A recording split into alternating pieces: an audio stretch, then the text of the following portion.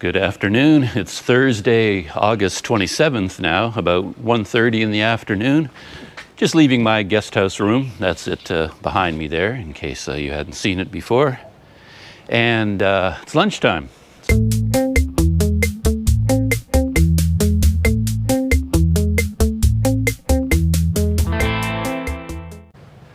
This lunch is courtesy of Andy Tan, by the way, one of the viewers of my videos and one of my subscribers. He deposited some money at Borderline for me a while back, and I've been enjoying meals there ever since. So, thank you, Andy Tan. Looking up at the sky behind me, you can tell it's not as sunny as it was the other day when I went for a walk out in the countryside. This is more normal for Mesa at this time of year, kind of gray and overcast. Borderline isn't too far away from my guest house here in Mesa, but it's a few minutes away up this main street, so it gives me a little while to chat with you on my way there before lunch. The last video I posted, I talked a lot about the German TV show Dark, and yeah, it's still stuck in my head. Partially because I've always been interested in anything to do with time travel, movies, TV shows, books, anything at all. And maybe that's kind of a sign about my mentality or something. Maybe people who are interested in time travel are always thinking about the past and wishing they could go back and do something different than what they did, originally. I don't know. But setting that aside, time travel is just fun. It's a fun concept to think about the possibility of time travel. But of course, it makes no sense at all. I mean, if you stop and think about it for more than 5 seconds, you quickly run into all the time travel paradoxes.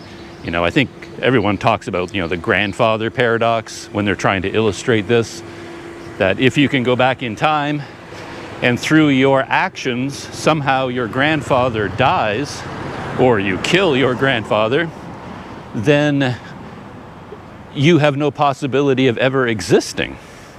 And if you never exist, then how in the world can you have come back in time to do anything? Because, the very act of, killing your own grandfather means that you will never exist. So you got your basic paradox right from the beginning. So nothing makes any sense at all. And yeah, when you think about it, like right now, I could go to a bookstore and buy the complete works of William Shakespeare. And if I had a time machine, I could go back in time, visit William Shakespeare, and give him this book before he's ever written anything. So it's like, hey, these are plays you are going to write in the future, but now you don't have to write them. Here's the complete works of you, right? So that raises the question of where is the beginning of anything? Did he ever write them? I mean, originally he did write them. Then they went into the future, and then I brought them back to the past and gave them to him. But because he now has the complete works of William Shakespeare in a book, he doesn't have to write them anymore. He can just pretend he wrote them, publish them, and become one of the most famous authors in history. So, yeah, so you could go on with all these paradoxes, and you run into that a lot in the TV series Dark. It's kind of inevitable considering the nature of the show itself. And considering the trouble with any plot based on timeline, if you had to write a story about timeline, based on these paradoxes, it's really hard to write a story that works, It's just really hard to do. You can't let your audience think too much about time travel, because as soon as they stop to think, your whole story falls apart and they realize none of it makes any sense at all. So you kind of have to do things in such a way that you hide those paradoxes and you move fast enough that nobody picks up on the lack of logic in everything that's going on. And as you try to come up with a time travel story, that makes sense and is interesting, most writers, they always come up with the same basic plot, which I find interesting. And if you start looking at any time travel story, you'll see what I'm talking about. And this plot is that in the story, our characters have to prevent some kind of a disaster, some sort of a catastrophe. It's quite often like an apocalypse that ends the world.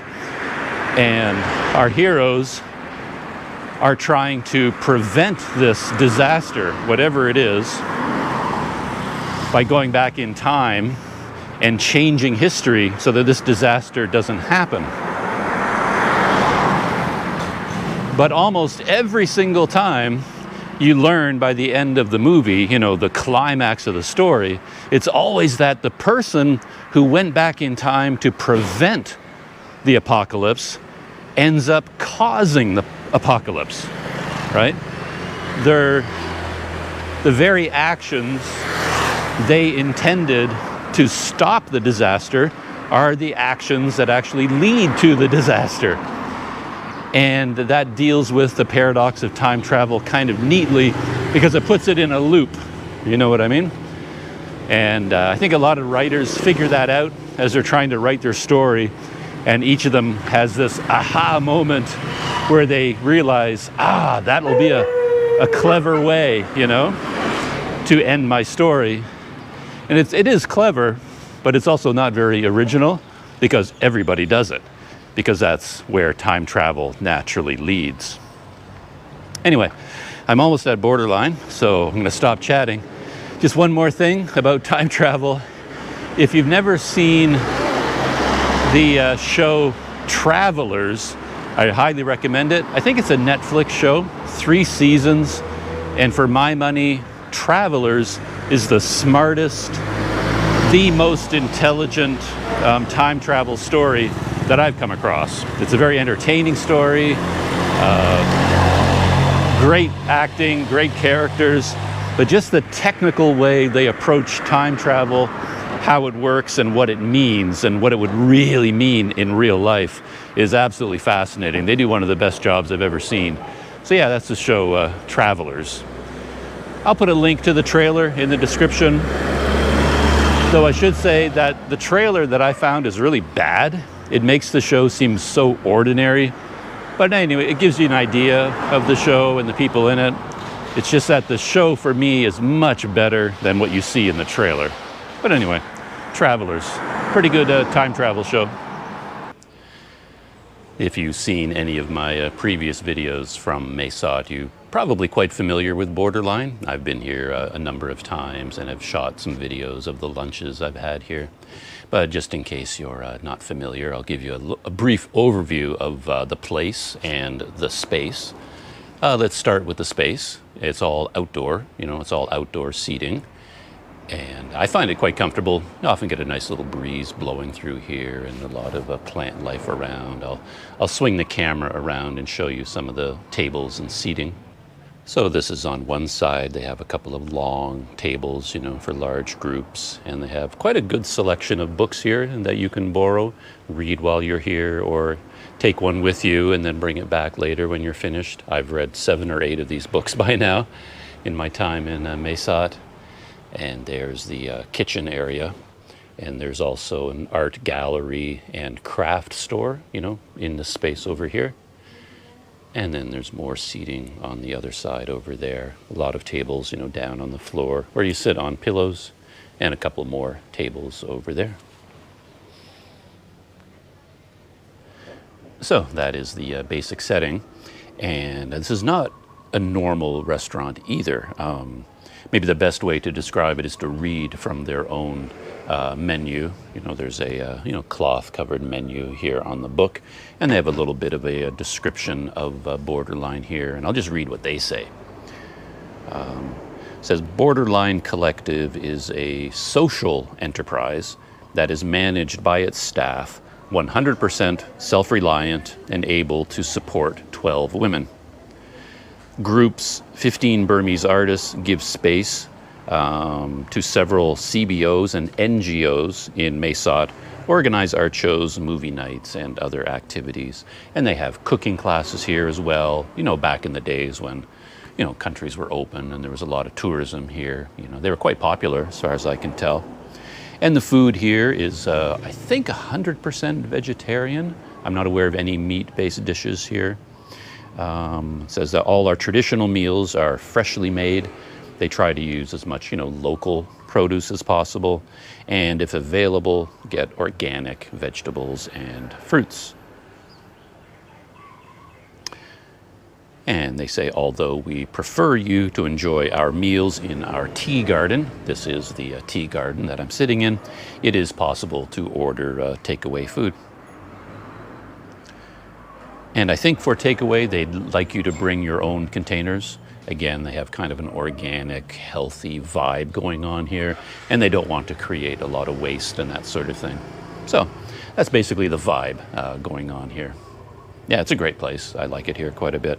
And they sell a lot of their own products, not just food. I noticed they have like organic soaps and shampoos and bags of granola, muesli, that kind of thing that you can buy and take away with you. So yeah, it's kind of a cool place. So time to turn my attention to the most important part of my visit, the menu.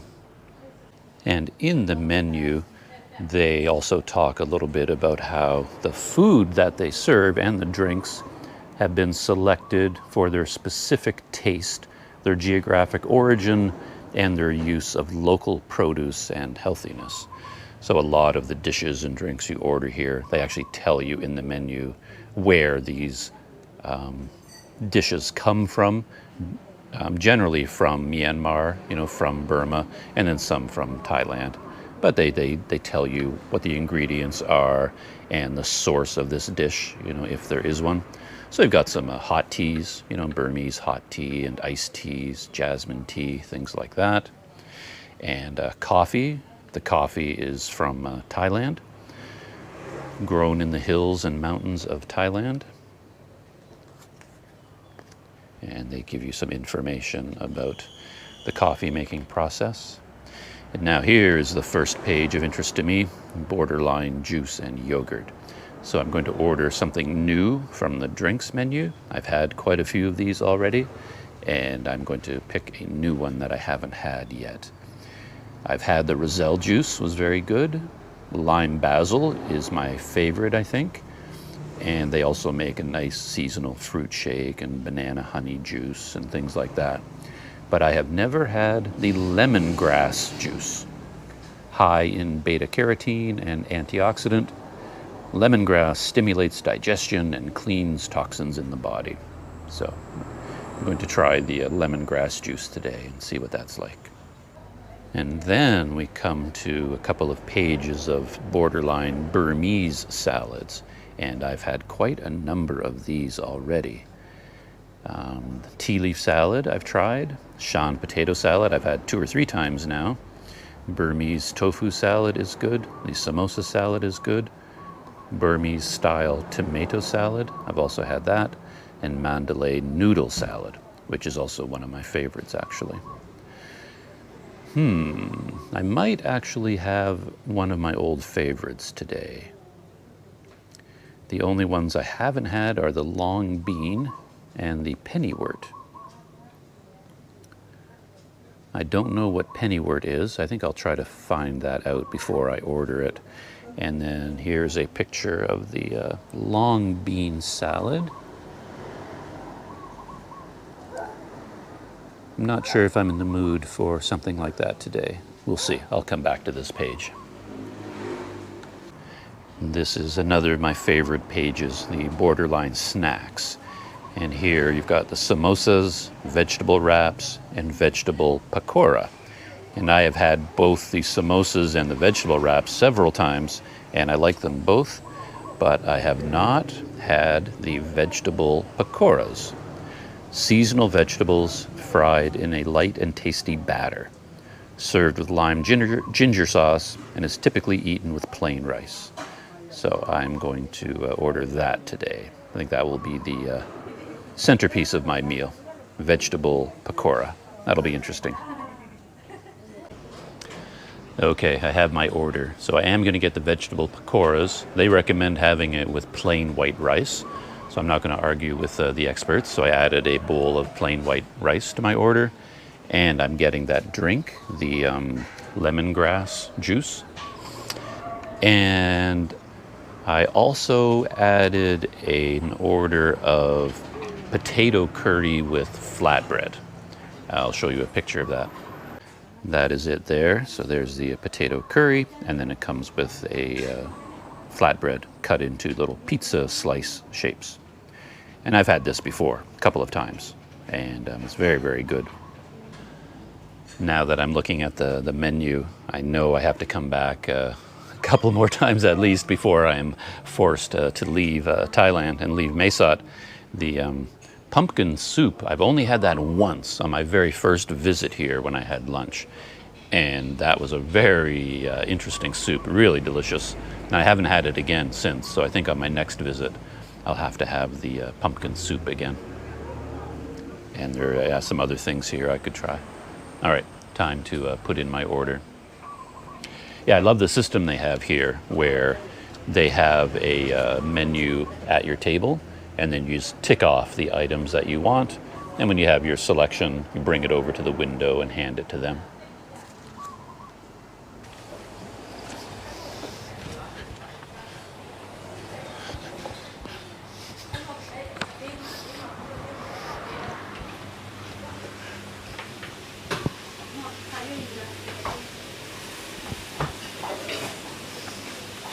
Hello, how are you? Good. How are you? Is that okay? Yeah. Everything on there? Okay, thank you.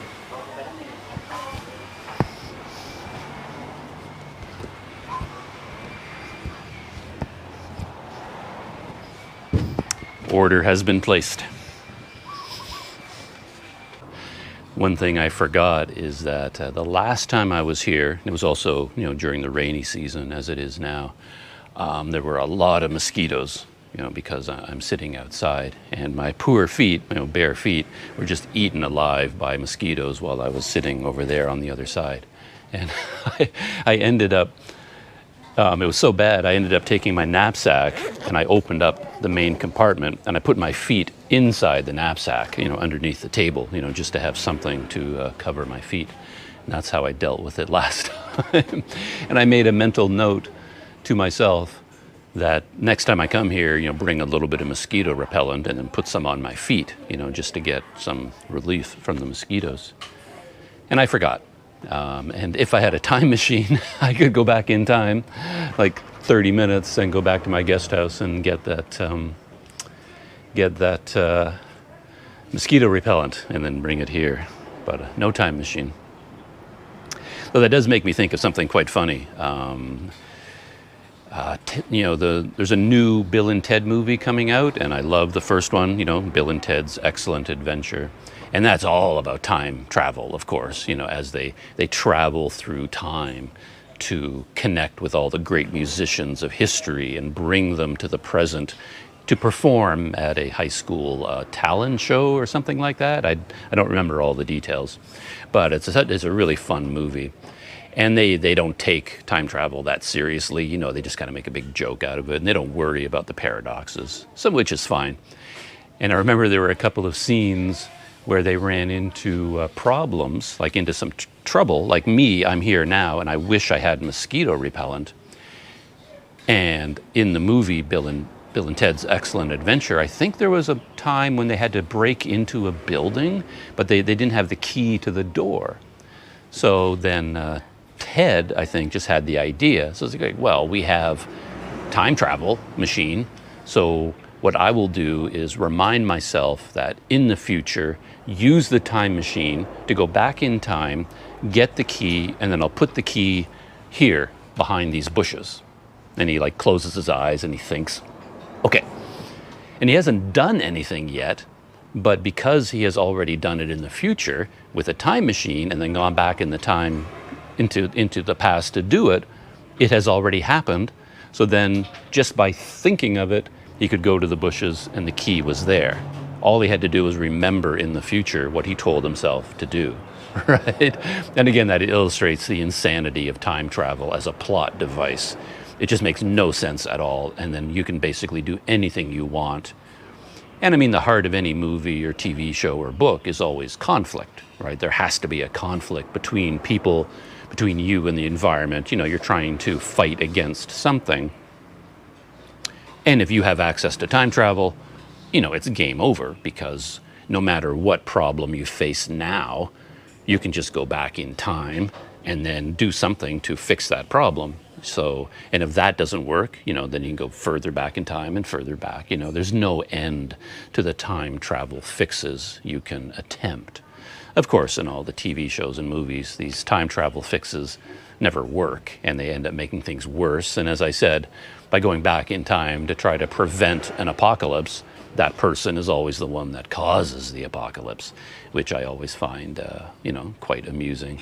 Because again, that's really the only way that plot can work out, you know, satisfactorily. And speaking of time travel, I think it's well known that the writers for Rick and Morty refuse to do time travel. And I don't think I've ever heard them talk about it, but I've always assumed they refuse to incorporate time travel in their stories for Rick and Morty just because time travel is such a crutch. Once you start to use it, there's no tension in your stories anymore, because there's always the time travel option to fix things, and then the time travel doesn't make any sense anyway. So as a plot device, it is really dumb. And Rick and Morty is quite clever in a way, because they deal with this in the sense of, you know, alternate dimensions. And that's a way other time travel stories deal with it, that in a paradox, I go back in time and accidentally kill my grandfather, which means I can't exist anymore. They solve that paradox by saying that any action you take in the past that changes anything automatically creates a brand new timeline. So the old timeline where you existed just disappears. It's gone forever because of the change you made. And now we've created this new timeline. So as you go back into time and do things, every action you take creates a brand new timeline, which again is a very clever way of sidestepping time travel paradox. But at the same time, it's completely insane, because by doing so, you're like committing world scale genocide. Every time you take an action, you're wiping out an entire timeline and creating a new one, right? So it's kind of crazy stuff. Anyway, time to settle back and wait for my delicious lunch to show up.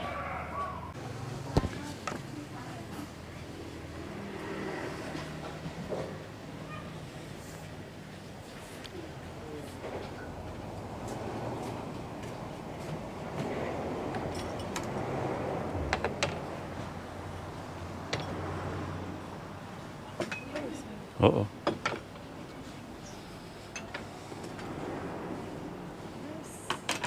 Rice and potato curry. Thank you.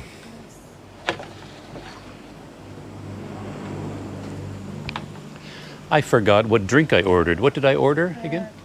Lemongrass. Lemongrass. That's it. Thanks. Lemongrass.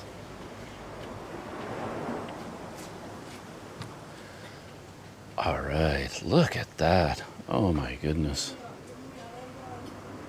So this is the vegetable pakoras, all like lightly battered and deep fried vegetables. I'm not quite sure what's hidden underneath all that, what kind of vegetables. We'll find out in a minute.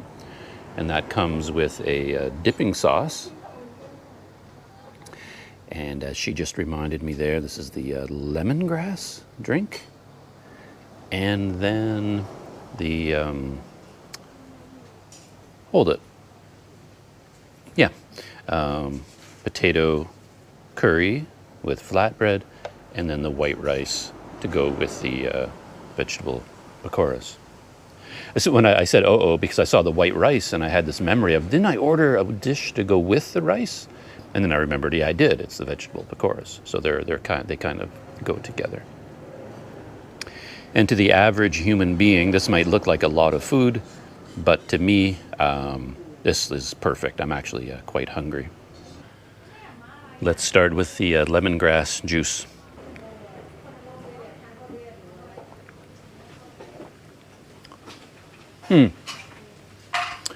Very light flavor. I'm having trouble sort of processing the flavor at all. There's not much there. All right. That's okay. Just off the top of my head, not anywhere near my favorite, from the options here. The basil lemon juice is really quite nice. It has like a real sharp, bitey, full flavor, which I really like. And then all the fruit shakes and things like that are kind of taste like what you'd expect. But this is, lemongrass juice.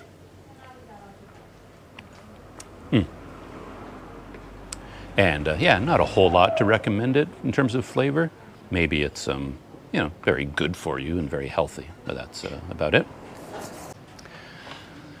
Okay, I'm most excited about this dish because this is the one brand new dish, the vegetable pakoras. And then we've got some sauce here. Well, let's try one, without the sauce.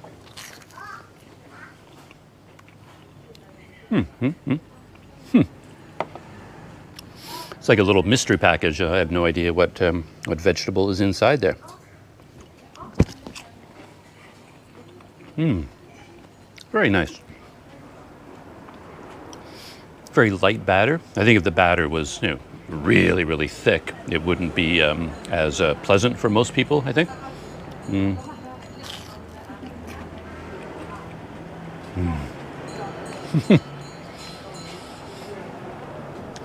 I rave about the food here all the time, and the food is very good. But it might also be because I'm always so hungry when I come here. So biting into these vegetable pakoras is just like heaven right now.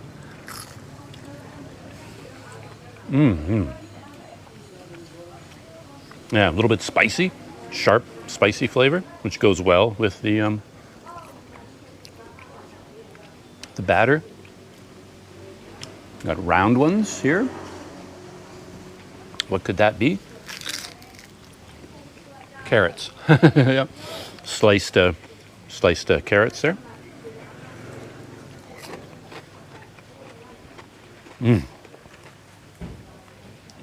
Long, skinny ones. And these, I guess, would be the long beans. So if you got long bean salad, that's probably what the main ingredient of the long bean salad would be.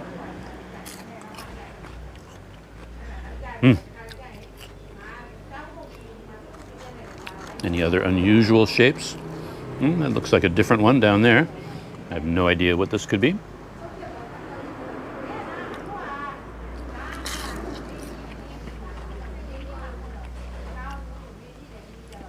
Maybe potato. I think that's a slice of potato. Supposed to be having it with rice, so let's have some rice before it gets cold.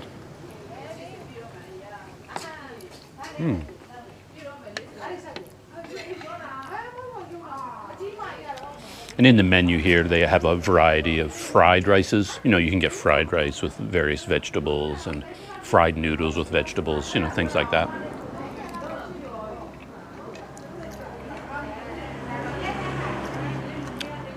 Another big one, like a big half moon shape. Again, I have no idea what's in here.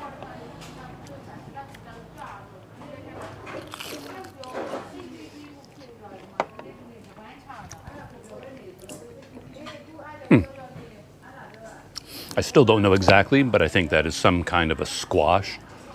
Like they make the pumpkin soup here, but it's not actually a pumpkin as you think of a Halloween pumpkin in North America.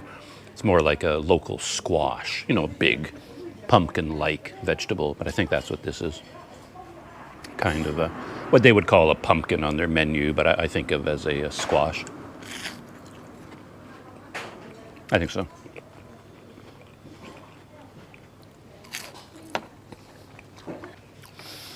No, before I settle in to enjoy the rest of my meal, probably reading a good book at the same time, let's try some of the Sean potato salad.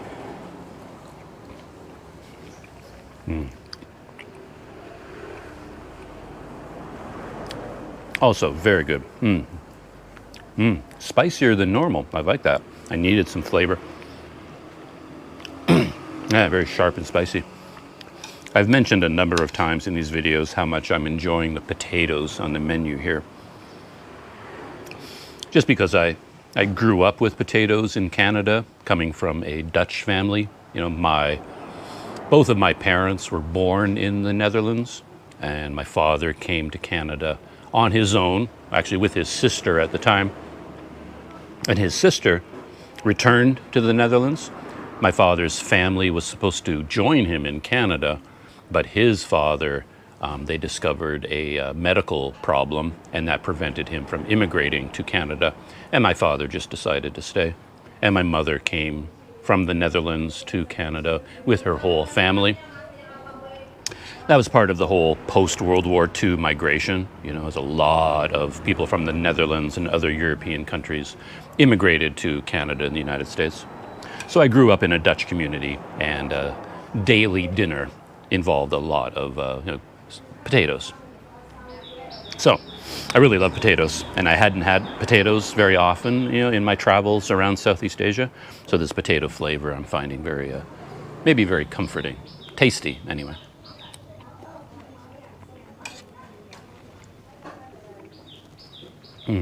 Along with flatbread.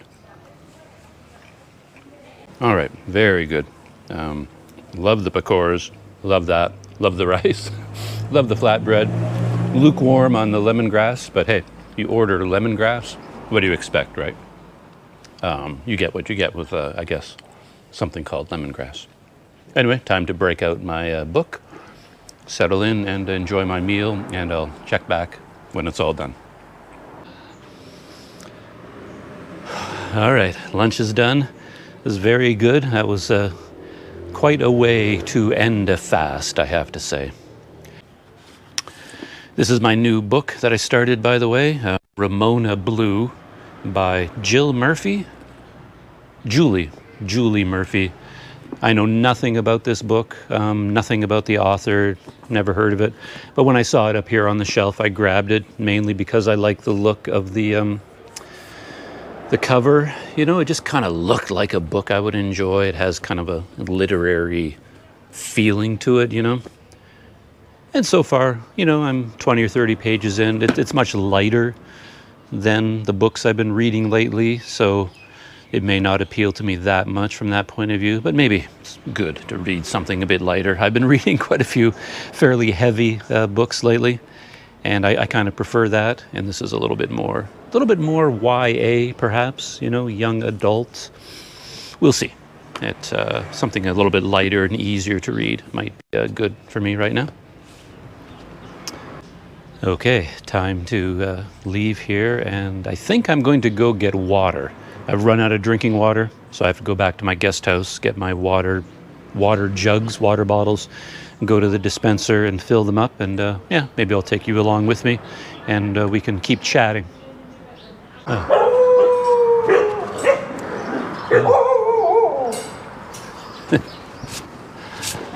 Those are my buddies there. They're in a little yard right beside Borderline, and they take me by surprise every time I walk by. So I'm still pondering, the upcoming end of the visa amnesty and what to do now, that the visa amnesty is ending, where to go after Thailand. And connected with that, I came across some interesting information this morning.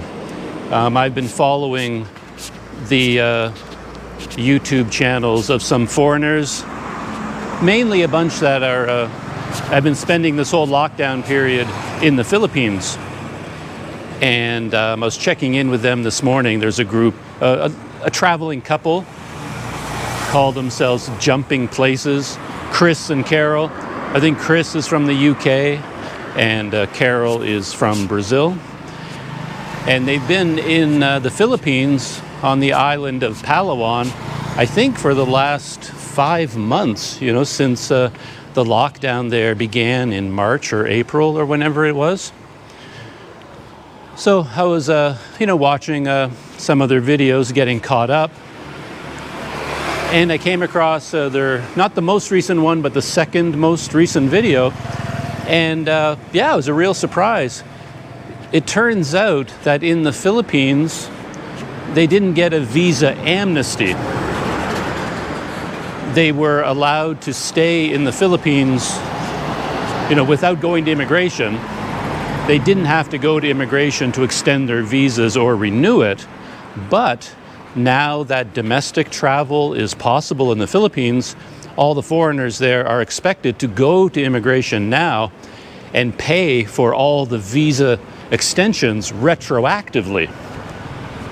So even though they didn't have to pay for any of the visa extensions since April at the time, they're still on the hook for them. So they went to the immigration office in Puerto Princesa on Palawan, and it cost them $600 US to get caught up in terms of all the visa fees that they owed for the 5 or 6 months of lockdown. So that was quite a surprise. Walking underneath a dangerous situation here. It's funny that the other day I was talking about these guys that have to fix all the wires, and yeah, next thing you know, here's one of them. So yeah, he's up there clipping wires and reconnecting them. So I guess he knows what he's doing. Anyway, yeah, jumping places. It cost them, like I said, more than $600 US to, basically pay for the visas during the lockdown. Here in Thailand, it's quite different because we were all given a full visa amnesty.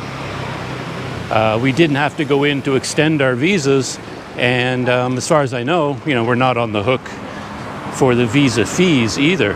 So yeah, it's actually quite a nice thing about being here in Thailand, which I didn't realize. I just assumed that everybody got visa amnesties in all these different countries, but apparently that's not true. I also checked up on a Canadian couple that was in Palawan at the same time. They call themselves the Delightful Travelers. And they're Canadian because they spell travelers with 2 L's. That's how you recognize Canadians, how they spell traveling and neighbors and words like that. But anyway, I didn't realize it, but they're not in the Philippines anymore. They are back in Canada. So that's really interesting. Yeah, I'm way behind on their videos. So when I get back to my guest house, I'm going to have a cup of coffee and settle back and watch all their videos to get caught up on the story of how they left the Philippines, how they found a flight, what it was like going back to Canada during this whole, quarantine lockdown era. So yeah, should be quite interesting. I'm looking forward to that.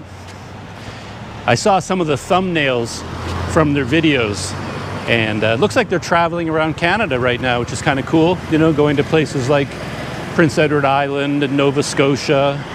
And yeah, it looks really nice. All the wide open spaces of Canada that I haven't seen for a long time.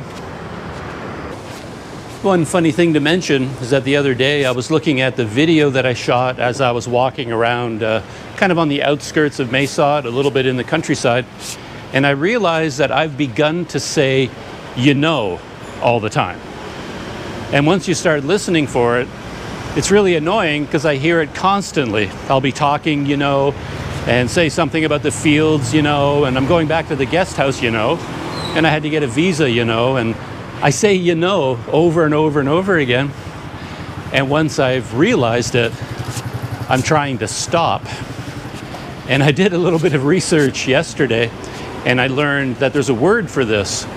If you use a lot of filler words like, like, these kinds of things in your speech, they call those disfluencies. And, there's an actual word for it. So it's a disfluency to say, all the time. So I'm trying to break the habit now. And the tips they give for breaking the habit is tip number 1. They say you should take video of yourself and see how many times you say these words so that you become aware of it. And I'm way ahead of them on that tip because, I'm shooting video all the time. And tip number 2, they say, is to train yourself to tap your leg every time you say one of these words. So every time I realize I've said, or I feel the urge to say it, you're supposed to tap your leg. And then that reminds you not to say it, or to remind you not to say it again. So I'm going to try very hard to get, out of my speech pattern. Just one of those weird things, when a filler word like that gets into your speech rhythm, it's really hard to dig it out. And I also noticed that I say that kind of thing and those kinds of things all the time.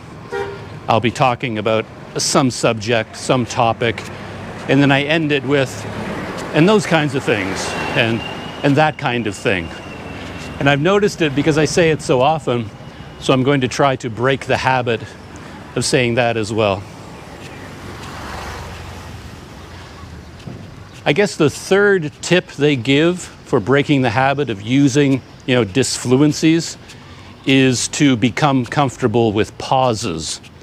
Because in your speech, when you pause, you're very uncomfortable with that feeling because your brain is moving so fast. It feels like you should be speaking all the time. And they say that your brain thinks far faster in words than your mouth can produce words. So when you stop speaking, that pause feels much longer to your brain than it really is.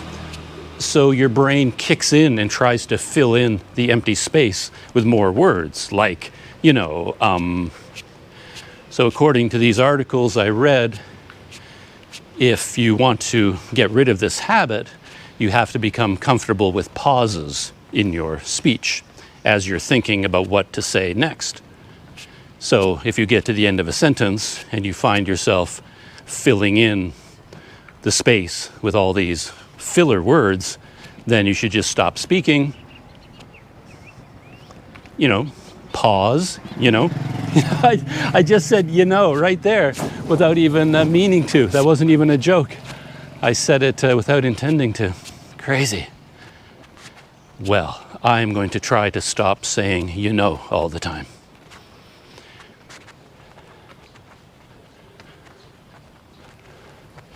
I'm back at my guest house, and I'm going to pop inside and get some water containers and then go get some water.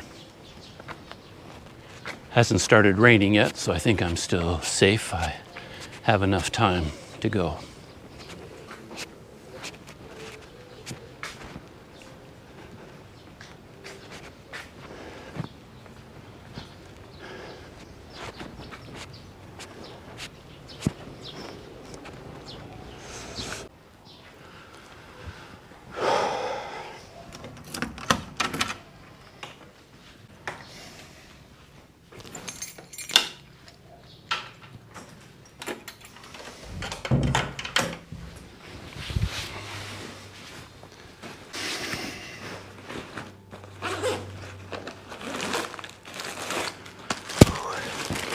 Package that came in the mail. Very happy about that. My book. And this is my GoPro gadget kit. One thing I've learned over the last few months is you have to have a habit for keeping everything charged. So I had to change the battery in there one time when the battery died. And I have my dead battery here.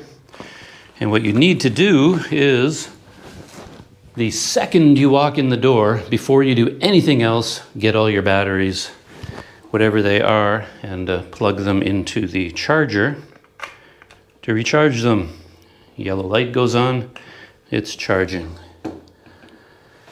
And I'm going to go get water now, but when I come back from getting water, the first thing I'll do probably is, disconnect my Rode wireless microphone, which is always here, hidden underneath my shirt, And then I'll plug those in right away and start recharging them. Because if you don't do it right away, I swear you will forget. No matter how good your brain is, how good you think you are at remembering things, you'll forget to charge them. And then the next day, you will have dead batteries. And there's nothing you can do about it.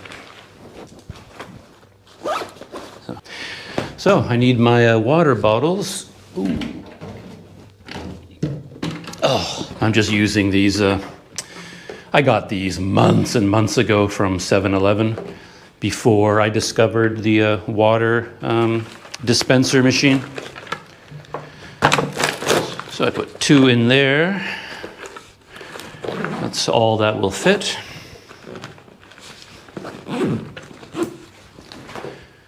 Ooh. And then I take a third one and hold it in my hand. I only have 3. I do have this big dromedary water bag that I usually use. But, you know, as always happens with this expensive high-tech gear, it started leaking. The lid will not close properly and the darn thing leaks now. And it's practically brand new, so. I'm getting very annoyed with technology, you know, whether it's camping gear, bike gear, camera gear, everything seems to break. So anyway, got a little bit of water left. I'm gonna pour this into my kettle so it's completely empty, and then let's go get some more water.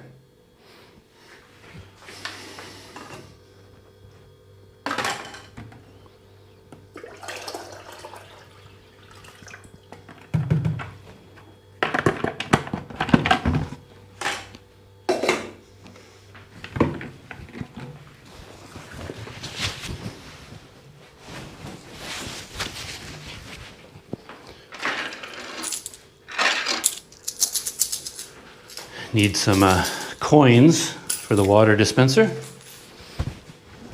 And that's it, all set to go.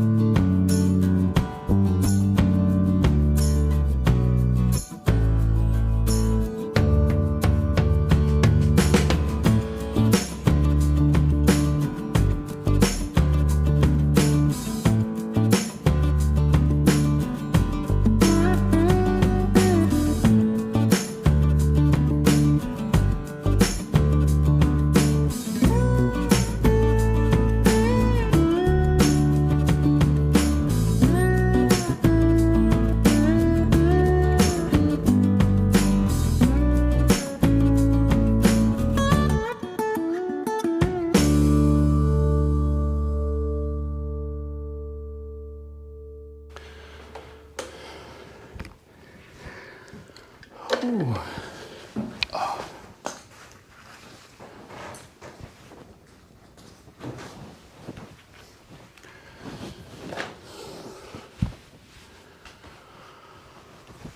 Whew, and that is it for my day's adventures, I think.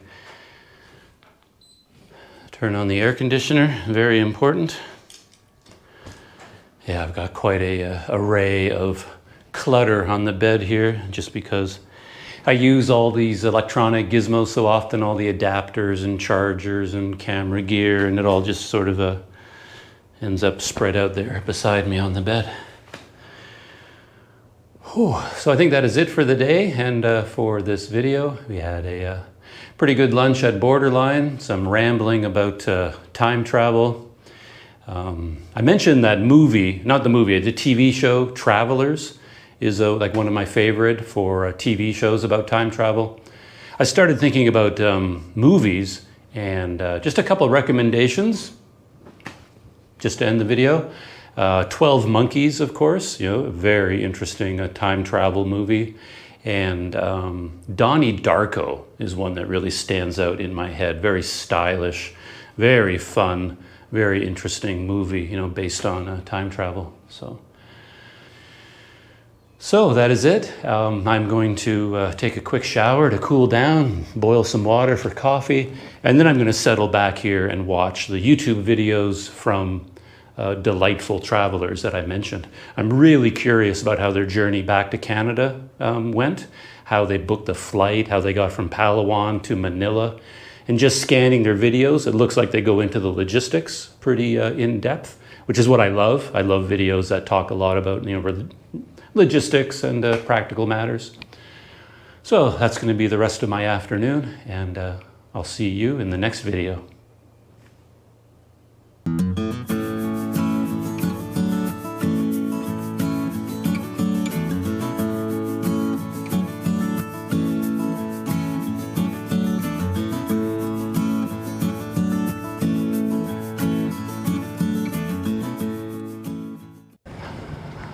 Okay, that was pretty funny. It's weird setting up the camera ahead of myself like that. I'm actually much more self-conscious doing that than I am just holding the camera like this and talking into it. I'm walking towards the camera and I don't know where to look. Should I look around and pretend I don't know the camera's there? You know, should I look at the camera lens? And of course, as soon as you put the camera down somewhere and leave it, you imagine there's like 50 thieves hiding in the bushes that will suddenly grab it and it will disappear before you can blink.